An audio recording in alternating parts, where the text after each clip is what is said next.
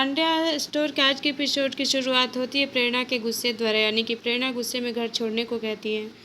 प्रेरणा क्रिश से बहस करती है, वह क्रिश की बात सुनने को तैयार नहीं है।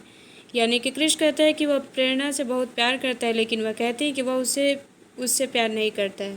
प्रेरणा उससे कहती है कि उसकी पूर्व पत्नी की रीब्रांडिंग हो चुकी है और वह पिता बनने वाला था।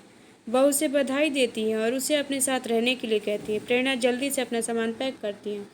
सुमन बच्चों को अपने पास आकर बैठने के लिए कहती है। बच्चों के नॉनवेज खाने से वह नाराज हो गई। उसने सभी अशुद्धियों को खत्म करने के लिए उन्हें गाय के गोबर से स्नान करने के लिए कहा। बच्चे सुमन से माफ़ी मांगते हैं और उसे बताते हैं कि वह उनके गणित के शिक्षक से भी ज़्यादा सख्त थी। उनका कहना है कि उन्हें नॉनवेज खाने का मलाल था, लेकिन किसी ने क्यों नहीं पूछा कि अब कोई क्यों नहीं उसे खिला रहा है। सुमन बच्चों को नॉनवेज खाने के लिए ताना मारती है। सुमन मारकुंडी से पूछती है कि उसकी चाय तैयार हुई या नहीं। जब प्रेरणा अपना बैग लेकर निकलने वाली थी तो कृष्ण ने उसे रोकने की कोशिश की, लेकिन उसने उसकी बात नहीं मानी और जल्दबाजी में घर से निकल गई। क्रिस अपने घुटनों पर बैठकर प्रेरणा से छोड़ने के लिए विनती की। प्रेरणा ने उसे बताया कि वह इस बात से सहमत है कि शादी करने का फैसला उसकी गलती नहीं थी, बल्कि श्वेता के घर में बच्चा उसका ही था। उसने कहा कि वह इसे संभाल नहीं सकती। धारा ने प्रेरणा और क्रिस को घर से निकलते देखा तो वह प्रेरणा को रोकने के लिए घर से बाहर भागी।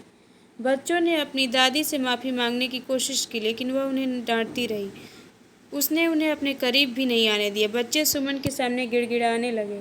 फिर उन्होंने बाजोली की। उनकी माताएं सुमन के कमरे के बाहर खड़ी सब कुछ देख रही थी। यह सब सुनकर उसे और भी गुस्सा आया। कृष्ण ने उन्हें रोकने की कोशिश की। सुमन कहती है कि वह बच्चों को माफ़ नहीं करेंगी और अगर कोई उन्हें छूता है तो उन्हें भी गाय के गोबर से स्नान करना होगा। क्रिस और प्रेरणा के बाद धारा दौड़ती हुई आती है। वह प्रेरणा से बाजार में लड़ाई न करने के लिए कहती हैं। वह प्रेरणा को घर वापस जाने और चीज़ों को सुलझाने के लिए कहती है। प्रेरणा उस पर चिल्लाती है और उससे कहती है कि अपने रिश्ते को खुद नष्ट करने के बाद धारा दी उसे घर वापस जाने के लिए कैसे कह सकती हैं। धारा के दोहरे मापदंड से प्रेरणा थक चुकी थी। उसने धारा से पूछा कि वह वहाँ सड़क पर क्या कर रही थी।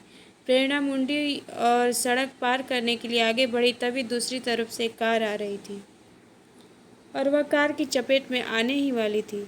क्रिस उसे देखकर चिल्लाया, लेकिन ऐन वक्त पर गाड़ी रुक गई। क्रिस ने उसे बीच सड़क पर गले लगाए फिर से रुकने के लिए कहा। कार में बैठा शख्स धनंजय नाम का गुंडा था।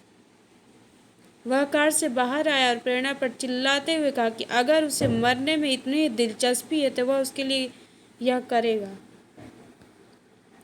धनंजय प्रेरणा से रोना बंद करने के लिए कहता है, नहीं तो उसका मेकअप बर्बाद हो जाएगा। वह एक दुष्ट व्यक्ति था। उसने प्रेरणा को छूने की कोशिश की, लेकिन उसने अपना हाथ हटा लिया। प्रेरणा ने कृष्ण को उनकी कार के पीछे बाइक से आते देखा। धारा ऑटो में पीछे से कृष्ण पर चिल्ला रही थी और उसे इतनी तेज गाड़ी न चलाने के लिए कह रही थी। उसने शिव को आश्वासन दिया कि जब वह उसके लिए एक लड़की ढूंढेगा तो वह सूचित करेगा। धनंजय एक अलग सड़क पर गाड़ी चला रहा था जो हवाई अड्डे की ओर नहीं थी। जब प्रेरणा को इस बात का एहसास हुआ और उसने उससे पूछा कि वह उसे कहाँ ले जा रहा है तो उसने कोई जवाब नहीं दिया।